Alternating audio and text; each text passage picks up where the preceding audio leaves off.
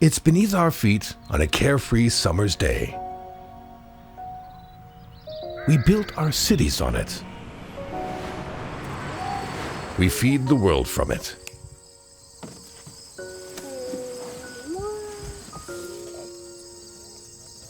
It's the foundation of our lives, our planet.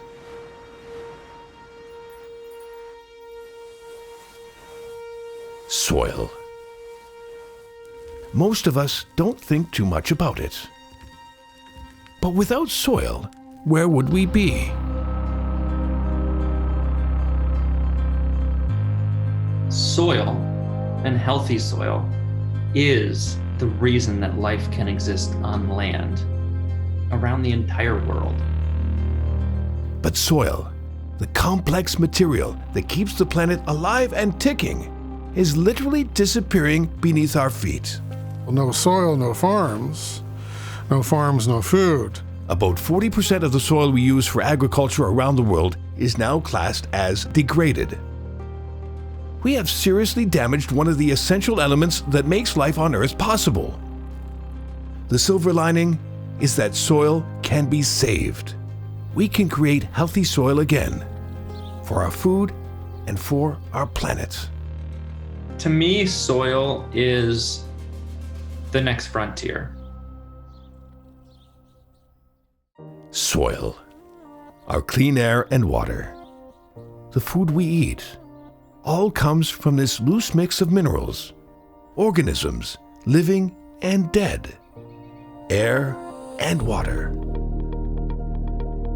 It's the reason that we can have giant forest systems. It's the reason for abundance on Earth. It's the reason we have a balanced climate.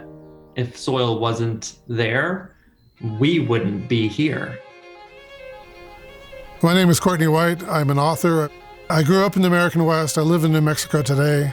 Been a lifelong conservationist. I'm deeply dedicated to this landscape, trying to get it restored to health again. Throughout the history of civilizations have struggled when they lose their topsoil. The Romans, the Greeks, everybody who's damaged their topsoil and eventually struggled. Stanford University estimates there are about 1 billion acres of deserted farmland globally, almost all of it abandoned in the last 100 years. Intensive agriculture has stripped soil of nutrients, drained groundwater, and accelerated erosion. Once fertile fields have been farmed out. And in the next 60 years, just one generation, the topsoil on Earth will be so damaged that harvests like this will be a thing of the past. Unless we find a way to save our soil. So how did we get here? All these soils had a lot of carbon in them just naturally. In some ways, the climate situation, it gets accelerated in the late 19th century with the arrival of the tractor and modern agriculture and chemicals, particularly plowing. So plowing, when you overturn the soil, everything that's in the soil gets exposed to sunlight and to oxygen and to the wind, and it decomposes. And so the critters in the soil, a lot of them just die. The carbon in the soil goes right up into the atmosphere. It doesn't take much to lose soil, and once you've lost it, it's hard to get it back. When healthy soil is lost, it dries out and becomes dirt, just dust in the wind. We have been the source, meaning our agricultural practices, our grazing, our deforestation. The rate of degradation that we're at right now is so alarming. If we don't change our course, we're going to turn most of the Earth into desertified deserts. Period. That's what's happening. That's what we're doing. And while our soils have been depleted by bad practices over the years, something far greater is at risk. The fate of our climate. Now we're looking at climate impacts, and people say there's flooding, there's drought. All over the world, flooding and drought happens because soil doesn't function properly. In 2019, atmospheric CO2 concentrations were higher than at any time in at least 2 million years. More than half the carbon stored naturally in the Earth's soil has been released into the atmosphere as carbon dioxide. Due to this, since the late 19th century, the Earth's temperature has risen about 1.18 degrees Celsius, a change driven largely by increased carbon dioxide in the atmosphere and other human activities. Most of the warming has occurred in the past 40 years, with the last 7 years being the warmest on record. We've reached a climate tipping point, but a solution is closer than we might think. In fact, we're standing on it. But soil has the potential to soak up so much carbon dioxide through this carbon cycling. The quick cycle is using photosynthesis. So plants take carbon dioxide, they turn it into sugars. Sugars go into the roots, into the soil, where microbes trade minerals for carbon. They eat the carbon coming out of the roots. They store it in the soils. It's called carbon sequestration. It's like putting carbon in jail. The amount of carbon that you could lock up in these jails is huge. This is how soil gets built and how carbon gets locked up in the soils. Canada's vast landscapes currently store about a quarter of the world's soil carbon. 384 billion tons of carbon to be exact. But how do we soak up more of that carbon dioxide in the atmosphere and put it back in the ground where it belongs?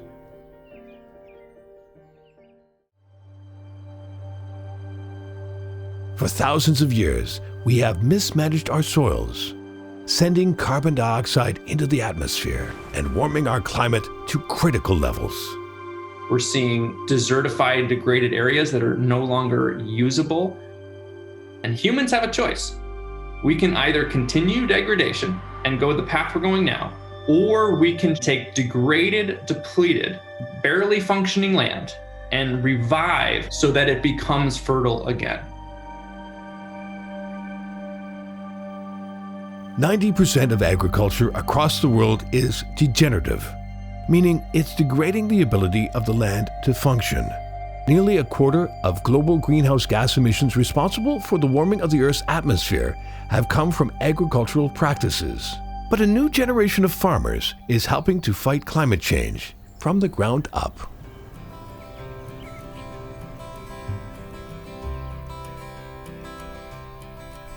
So this is the Craig family farm. I'm James Craig, and I'm one of the partners here at Blue Sky Beef with my parents, Elgin and Joan. We run a pasture grass-fed beef farm, and we raise Speckle Park beef cattle. The Craig family is doing their part to rebuild healthy soil. We have our areas of pasture that we've divided up into paddocks, and every day we move the cattle from one paddock to the next. And so by doing that, we're giving the animals fresh feed and fresh space every single day, while also giving the place that they were before a chance to rest. That rest is really important because it allows the grass to then absorb all of that manure, absorb the nutrients, and basically have a chance to regenerate itself. And the grass will have a chance to grow up. And essentially, by doing that, we repeat it 3, 4, maybe even 5 times a year. And that reaction between the cattle and the soil creates this really cool symbiotic relationship. This is exactly what we want to see. We want to see this nice, lush grass ready for them. And what that does for the grass is when the grass grows up, that also means the roots are going into the soil. And you're creating organic matter in that moment, which is feeding the soil.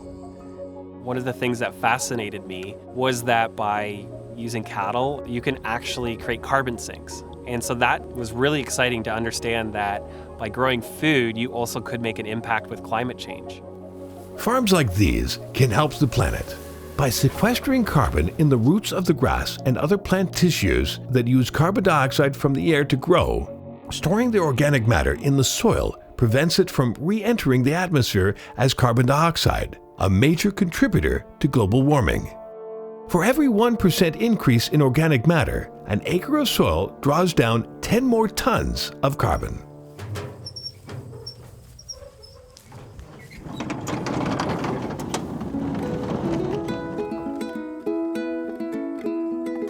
My name is Tyler Davis, and I am a first-generation vegetable farmer. I am Erin, and I am the manager at Foragers Farms. and we live, eat, and breathe the farm, essentially. We have a 3.5-year-old son named Cypress. Normally he's following us around, frolicking and helping us harvest and weed and really just keeping us entertained and purposeful. Si, do you want some zucchini? We grow organically on this farm, and that means that we don't use pesticides, fungicides, herbicides, or chemical fertilizers. So we're using all natural ingredients to amend our soils and feed our plants. Overuse or misuse of chemical fertilizers can deprive the soil of microorganisms, the tiny microbes that make our soil healthy and pull down carbon from the atmosphere. Just 1 kilogram of healthy soil contains more microbes than there are people on Earth. So what we're looking at right here is a cover crop. So these plants aren't plants that we'll be harvesting for sale at markets. These are plants that are strictly here in order to reincorporate them into the soil to add nutrients. Different techniques we use bring back soil organic matter, which creates habitat for microorganisms like bacteria and fungi and nematodes, which makes healthy crops and healthy soil. And one of the ways to create healthy soil is something everyone can do: compost. One thing that is overlooked is the life in the soil. So we do as much as we can to make sure we don't disturb the soil life. So that includes minimal tillage. Sometimes we don't even do any tilling. We just layer a bunch of compost on the surface of the soil and plant right into that. The microbial life in compost recharges the soil. It helps grow stronger, more nutritious plants. This is looking good. This is some nice, rich, finished compost. We'll get a pile like this that we are then ready to spread off into the fields and use to help grow our delicious vegetables. One of the ways we can tell that the soil is super healthy is how green these plants are. You can see these luscious green leaves are super healthy, and there's no blight or disease happening, which is a sign of an unbalanced soil. You can also see these peppers. The skin is super shiny and glossy, and all you gotta do is take a bite to really find out. That's delicious. Compost is an age-old practice that has been used on soils for thousands of years. A natural process of organic matter breaking down and returning to the ground. And as with photosynthesis, it's proven once again that Mother Nature knows what to do. Compost is the way Mother Nature recycles. At a small farm near Toronto, the Compost Council of Canada is conducting a 5-year study to determine how much carbon can be sequestered in the soil by using compost. Composting basically takes organic materials that you would see in your kitchen or your garden and combining them and letting the microbes that exist naturally do their job. It's really the vital essence of soil health. The organic matter that goes back to the soil to feed the critters that keeps the cycle of life going round. It's very important that we think about compost in a different way and see it as a holistic approach to improving our soil health and our soil quality. My name is Scott Dobson, and I farm here in Utopia, Ontario. We're moving towards a no-till or minimum-till type of farming, and we believe that's better for soil health. So in the field behind me, you'll see soybeans. They are a test plot of different levels of compost being added to the soil in hopes that we can increase soil health and biological activity. The first year of our project is a tough one because the soil is tired. It's been conventionally farmed for a long time. And so it's almost like when your whole diet is on chocolate bars and you're now moving to more of a granola focus. In 5 years, it's going to be a richer soil and a little bit more adaptable to climate change. This is municipal compost that was applied to the field behind me in various different rates to do a yield test. This has got a high organic matter, lots of microorganisms in this compost. Compost is beneficial to soil in so many different ways. Compost can improve food nutrition, boost crop yields, and increase the soil's ability to hold water. Yet each year in Canada alone, 2.2 million tons of edible food is wasted. In the United States, it's more than 27 million tons of food materials that's thrown out. The very building blocks of compost go into landfills. When it comes to wasting food, we bite off far more than we can chew. The average Canadian single-family household throws away over 200 kilograms of food waste a year. We spend an average of $1,766 per Canadian household on food we don't eat. That's like buying a $5 coffee every single day and never drinking it. Food waste accounts for 4.4 gigatons of greenhouse gas emissions annually. That means food waste is the third worst greenhouse gas producer. If we stopped wasting food altogether, we could reduce our global emissions by 8%. And just a few simple steps could help reduce the climate warming impact of wasted food. My name's Lee Timmons and I work for Tomlinson Environmental Services. The purpose of this site is to take food waste, turn it into something valuable. Most of our clientele will put that waste in a bin that gets collected at their door or their office, wherever it may be. It comes to this facility where we turn it into compost that then can go back onto their soil or somebody else's soil. In a single year, Tomlinson Organics converts 20,000 tons of waste into nutrient-rich, water-holding compost. In terms of reducing greenhouse gas emissions, it's the equivalent of taking 20,000 fossil fuel burning cars off the road. Food waste makes up 30 to 35% of the waste streams. When allowed to be buried in a typical landfill, that creates a lot of methane. Methane is carbon dioxide's bigger, meaner cousin. A greenhouse gas 34 times more damaging to the environment than CO2. Anything we can do to prevent methane is a good thing. And composting has always been there to help break down food waste in an aerobic environment, which means it's got oxygen with it that helps prevent methane from forming. Now, one of the big things that we need help from the consumers is understand what you're putting in your organics bin. We've had a lot of success with compostable plastics at this site, that you'll see them as they come in, they break down quickly in this process. So we encourage the use of compostable plastics. The ones that work are phenomenal. There's so many things about climate change that I think we all feel individually powerless about doing. But with composting, you actually can make a huge difference. Unequivocally, it's the easiest action that each one of us in our day-to-day lives can vote for a cooler climate. And it's pretty simple to take action. All you have to do is put your food scraps in the green bin. In Canada, 71% of us have access to a curbside organic pickup program. The compost facility turns them into compost. The compost goes on the ground where it sequesters carbon and helps balance the climate.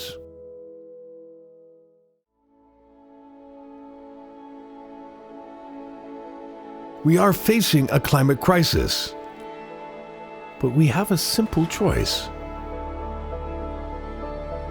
Continue to release carbon into the atmosphere where it warms the planet, or store it in the ground where it can create healthy soil, healthy food, healthy people, and a healthier planet. So we've been our own worst enemies. Industrial agriculture of the last century has done tremendous damage to the carbon cycle. Soil undergirds everything. It's the foundation of society, our food. If you don't have enough soil, you don't have healthy soil, everything flowing upward gets more stressed. When we look at soil as our return to working with nature, and how can we help nature and all the trillions of microorganisms that work to create this, how can we help? Nature knows how this works. We got photosynthesis. Plants are happy, and the microbes are happy, and all the critters in the soil are happy, and everything kind of takes off. Part of it is that you look at climate change, you look at the planet, there are really 5 major carbon pools on the planet. Where carbon goes, the atmosphere is one pool, oceans are another one, trees are also a big carbon pool, but so is the soil. Soils are largely overlooked. Locking up carbon in the soils has the potential to dramatically impact the climate situation. We can pull down a lot of carbon through land management, plants and animals, and store it in the soil where it can be locked away for a long period of time. Humanity is at this crossroads. We can keep squeezing nature, or we can work with nature to create abundance. It's literally possible. We know it. And that's the option we have right now. I believe we're going to leave soil health in a better situation for future generations. We think that it's really important to grow food as naturally as possible in order to get the best nutrition possible. One of the things that we're most proud of is we take your food waste, so things that you are throwing out, and we turn it into a product that you can bring back to your home to make your gardens beautiful, and you're improving the environment while you do that. It's extremely beneficial to have compost on the farm. Composting is really a home run for the environment and a home run for ourselves. 95% of the food that we eat comes directly or indirectly from the soil. We want that soil to be as rich and healthy and vital as possible. That's an opportunity that's bigger than any opportunity humanity's ever faced. It means we can move from a scarcity world to an abundant world. The beautiful thing about soil is it's waiting for us to help it. Getting involved with the soil health now, you'll know that you helped shift the trajectory of life for humans on Earth and life on Earth.